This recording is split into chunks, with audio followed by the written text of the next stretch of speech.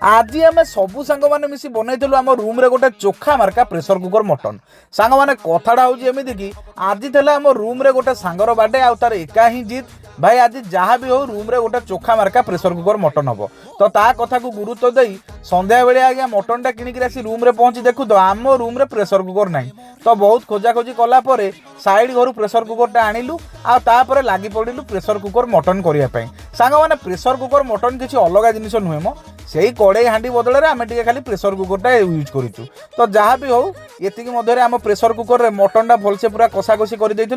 देखुना कषा होना ना